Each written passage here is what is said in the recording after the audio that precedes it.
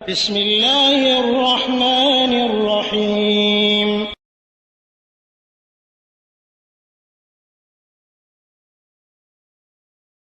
ওয়ালাইকুম আসসালাম ওয়া রাহমাতুল্লাহি ওয়া বারাকাতুহু।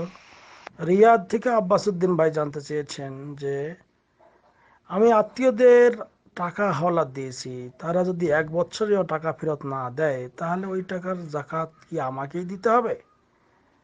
দয়া করে জানাবেন। আলহামদুলিল্লাহ ওয়াসসালাতু ওয়াসসালামু আলা রাসূলিল্লাহ। জি সম্মানিত ভাই, যাকাতের নিসাব পরিমাণ যদি আপনার অর্থ আপনার কাছে থাকে 1 বছর অতিবাহিত হয় তাহলে তার উপর জাকাত আপনাকে দিতে হবে। এখন কথা হলো, আপনি যদি কাউকে টাকা হাওলাত দিয়ে থাকেন, টাকা ঋণ দিয়ে থাকেন, এখন সে যদি 1 বছরের ঋণটা ফেরত না দেয় তাহলে এই টাকার মালিক আপনি।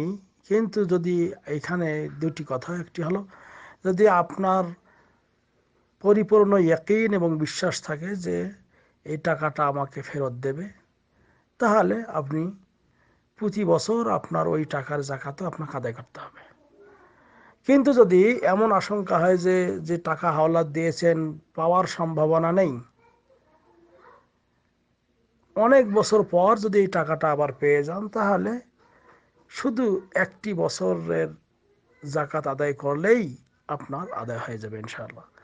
কিন্তু যদি পাওয়ার আশঙ্কা থাকে যে না, আমি এই টাকা দিয়েছি হাওলাত আত্মীয় স্বজনকে, ইনশাআল্লাহ পেয়ে যাব, তাহলে আপনি প্রতি বছরেই হাত্তা ইয়াহুলা আলাইহিল হাওল, মানে যে পূর্তি সম্পদের ওপর যেটা আপনার মালিকানাধীন থাকবে তার উপর আপনার জাকাত অবশ্যই আদায় করতে হবে। এই টাকার পাওয়ার যদি আপনার সমূহ সম্ভাবনা থাকে তাহলে আপনাকে টাকা প্রতি বছরে জাকাত আদায় করতে হবে।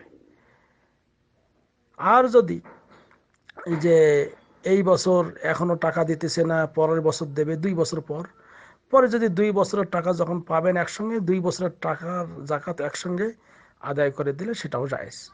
তবে উত্তম এবং শ্রেষ্ঠ প্রতি বছরের টাকাটা প্রতি বছরেই আদায় করে দেওয়া। আপনার এই ঋণকৃত টাকা থেকে আপনার অবশ্যই জাকাত দিতে হবে, যেহেতু আপনার এটা পাওয়ার সম্ভাবনা রয়েছে। আশা করি ক্লিয়ার হয়েছে। হ্যাঁ, আল্লাহ আলম সাল্লাল্লাহু আলা নবিয়িনা মুহাম্মদ। আসসালামু আলাইকুম ওয়া রাহমাতুল্লাহ।